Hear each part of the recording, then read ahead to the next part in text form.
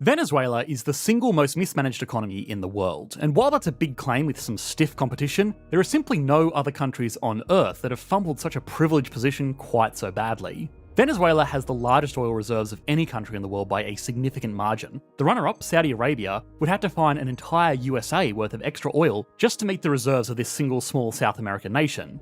Now, we've seen many times on this channel before that natural resource wealth does not equal economic prosperity. But at this scale of natural resource wealth, the country could have effectively brute forced its way into the global upper class. Unfortunately, what should have been an easy path to prosperity was squandered, and from its peak, the country has lost more than 80% of its GDP in less than a decade.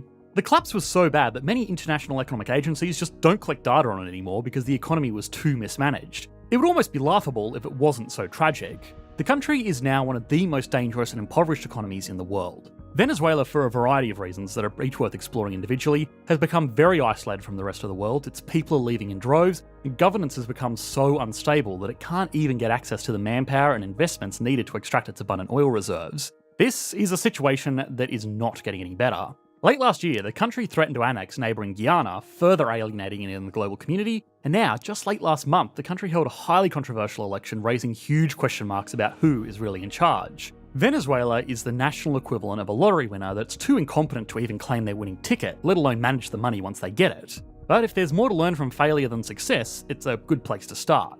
So, how did a country with so much going for it end up so poor? Were these problems coming purely from within, or were there external forces pushing for its demise? And finally, of course, is there any realistic way for the country to turn its economy around? Once we have done all of that, we can put Venezuela, the most mismanaged economy in the world, on the Economics Explained leaderboard.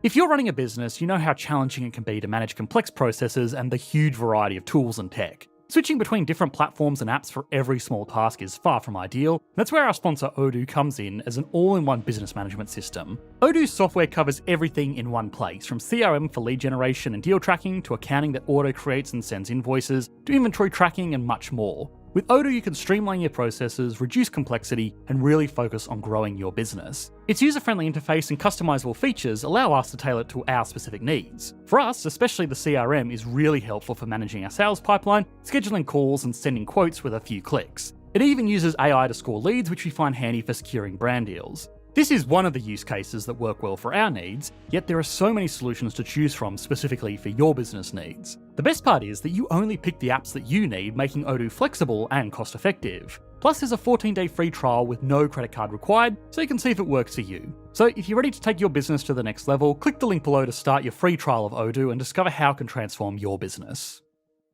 For most of the country's history, Venezuela has been a petro-dependent territory. Even the indigenous people would regularly use oil tars seeping out of the ground to keep fires blazing throughout the night or waterproof their canoes before the Spanish even made contact. Crippled after its 19th century liberation, the country not only benefited from the discovery of oil, it was the one thing that allowed the government to remain stable via state funding or outright bribery. And for a while, although far from perfect, this worked. Modern Venezuela is one of the better-known petro-rentier states, receiving a large portion of its revenue from rent paid by businesses, governments, and foreign individuals. Annual production exploded during the 1920s from just over 1 million barrels to 137 million, making Venezuela second only to the United States in total output by 1929. By 1935, the Venezuelan bolivar ballooned, with oil becoming the top priority, accounting for 90% of the country's total exports, which led to a terrible case of Dutch disease, a trend that would remain common into the 21st century. As a result, the country saw decent growth, although it was based heavily on extracting said oil to fund an otherwise unsustainable economy. This was also dependent on importing most of what it needed in exchange for its oil.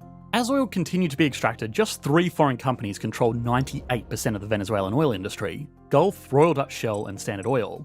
The government tried to reform the oil sector to funnel funds into public coffers. The Hydrocarbons Law of 1943 was first set up in that direction, requiring foreign companies to give half of all oil profits to the state, a move that increased government income 6-fold over just 5 years. And for a while, this worked. In the 1950s, Venezuela took a seat at the table of economic superpowers. At the time, they were the 4th richest country in the world. By the 1960s, Venezuela's petrostate status loomed so large that it joined Saudi Arabia, Kuwait, Iran, and Iraq, co-founding the Organisation of the Petroleum Exporting Countries, commonly referred to as OPEC. This was a masterful move in the realm of exports because it allowed them, and the countries that followed like the UAE, Qatar, and Libya, to determine pricing by controlling output to keep prices high. This was technically price fixing through monopolistic market power, but neither of these factors really became an issue because they are sovereign entities, unlike a corporation that is at least in theory beholden to the laws of the countries they operate in. Venezuela, as well as the other countries listed, then nationalised their oil industries. For Venezuela, this nationalised body is Petroleas Venezuela SA, or PDVSA for short. This whole dynamic was put into overdrive when Venezuela continued to discover oil deposits that took it from a modest oil state to the single largest oil state in the world. From the early 2000s, this caused a boom in the economy, with gross domestic product peaking at $372 billion in 2012. This was fueled almost entirely by these prized exports. GDP, after all, is consumption plus investments plus government spending plus net exports. So how did a country with so much going for it end up so poor? Well, a lot of it can be summed up with a single word: mismanagement.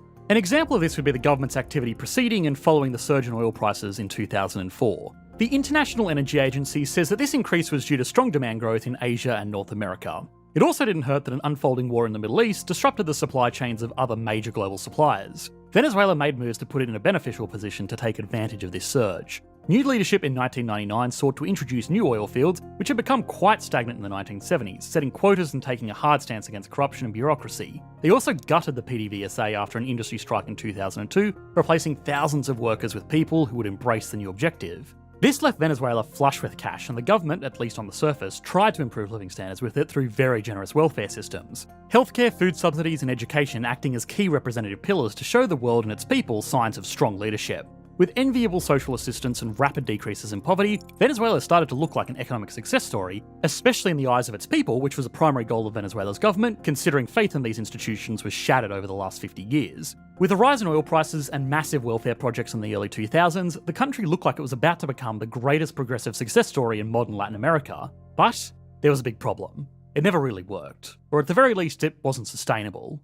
Of course, when done right, strong exports can sometimes insulate an economy from something like the 2008 financial crisis. Oil also typically has a low elasticity of both supply and demand, with the complex and costly process of initially setting up oil extraction and the fact that people don't have much choice of what to put in their cars respectively. Venezuela didn't really suffer from the cost of setting up extraction infrastructure either. Their nation practically floats on petroleum, meaning that they didn't have to invest into offshore or advanced drilling. They could effectively just stick a straw in the ground and crude would shoot out of it. What really tipped the scales was spending, and more specifically, how this money was spent.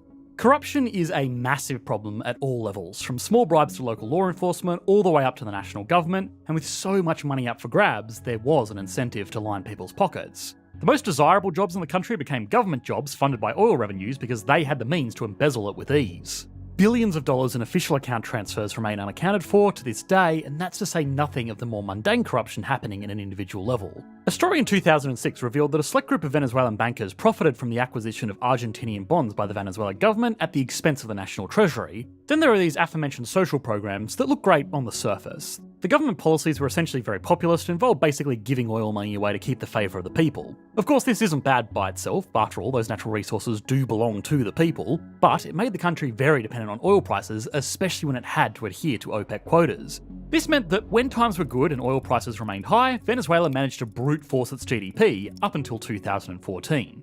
But this changed dramatically when a few things started going wrong very quickly.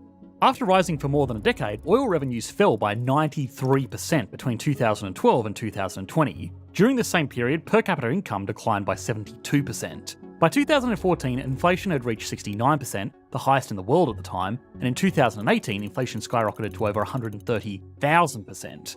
As of 2023, it's still at 190%. Relying almost completely on oil was always going to present challenges, but the nation's problems had more to do with how the Venezuelan government handled and continues to handle what should have been a golden opportunity.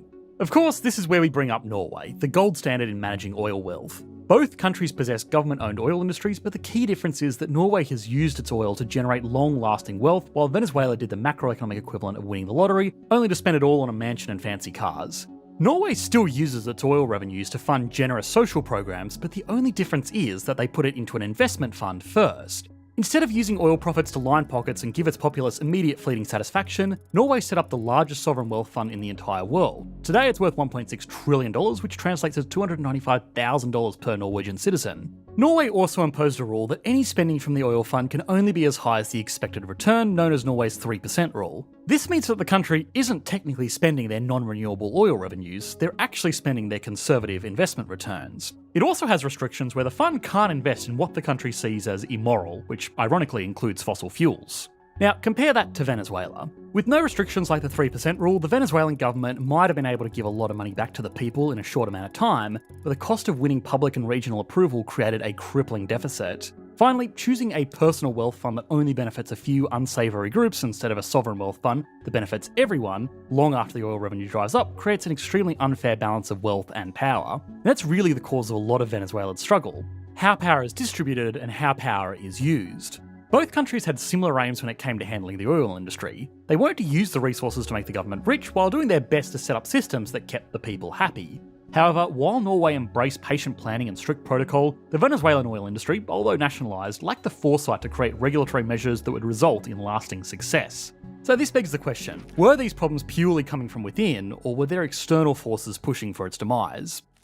Historically, Venezuela did fall into the trap of giving a bit too much power to Western corporations instead of seeking collaboration that trained their citizens to work independently, something that Norway observed all over the world, which encouraged them to keep foreign participants at an arm's length. But this only plays a small role in the economic crisis Venezuela faces today. Since 2005, the United States has imposed targeted sanctions on Venezuelan individuals and entities that have engaged in criminal, anti-democratic or corrupt practices in response to increased human rights abuses and corruption by the government in power since 2013. A prevalent and feasible argument is that the USA has pushed these sanctions on Venezuela over other countries because it's a major threat to its domestic oil industry. But the impact of these sanctions is merely a cherry on top of the mounting series of domestic failures that fall solely on the lap of Venezuelan governance. And there are a number of examples that can paint a better picture.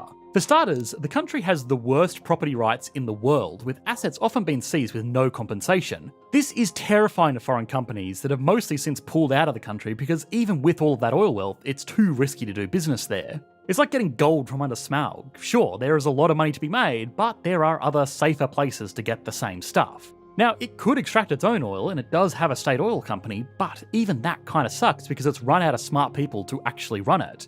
Brain drain doesn't even come close to describing the Venezuelan exodus. More than 6.1 million refugees and migrants have left Venezuela as a result of the political turmoil, socio-economic instability, and ongoing humanitarian crisis. Well-educated people have left the country because there are far better opportunities elsewhere that are less dependent on getting a cushy government job, where they could have their assets seized at any time, or be the victim of political or criminal violence. Either way, the government has been fumbling, and since it's lost a lot of its skilled workers and can't get international investment, it's struggling to even drill oil, the one lifeline it had. The country is now top of the misery index, crime is rampant, and inflation is amongst the highest in the world. The government desperately trying to hold on to power is only making things worse by doing things like invading Guyana after they discovered oil and running universally criticised elections. And without major changes, who in their right mind would want to live, work, or invest in such a country? So is there any realistic way for Venezuela to turn its economy around? Well, in light of recent developments, the future looks bleak, or more accurately, desolate.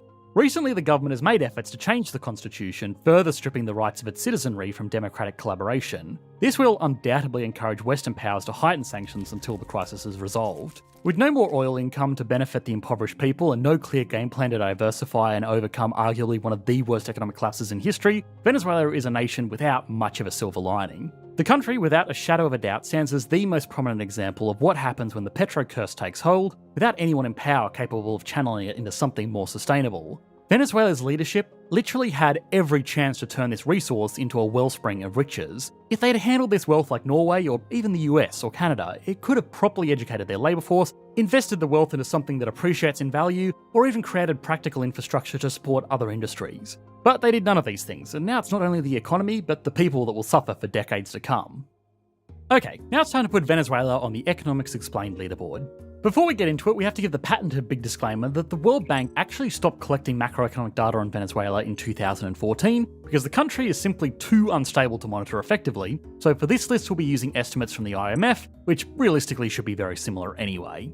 Starting as always with size, Venezuela has a GDP of $102 billion, making it the 69th largest economy in the world, and it gets a 5 out of 10.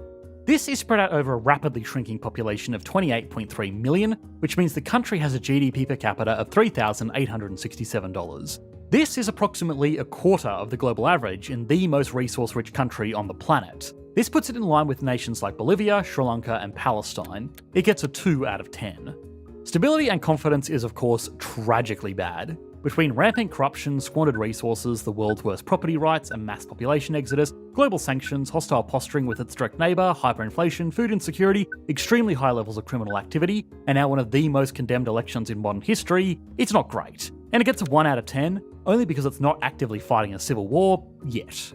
Growth has been one of the worst of any major economy in the world over the last decade. Since 2012, the country has lost over 80% of its economic output. It went from a middle-income global power to a desperately impoverished cautionary tale. It gets a 0 out of 10. Finally, industry. It has the world's largest oil reserves, but it doesn't have the industrial capacity to even pump it out of the ground in exchange for cash. One of the easiest money glitches ever, and it couldn't even enter the cheat code correctly. It also doesn't have other domestic industries because everything got crushed by the dominance of the oil industry until it itself got crushed by complete economic ineptitude. 0 out of 10. Altogether, that gives Venezuela an average score of 1.6 out of 10, putting it into equal last place with Lebanon, a significantly smaller economy that didn't have many of the advantages that Venezuela did.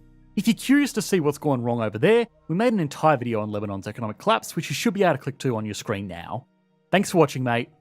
Bye.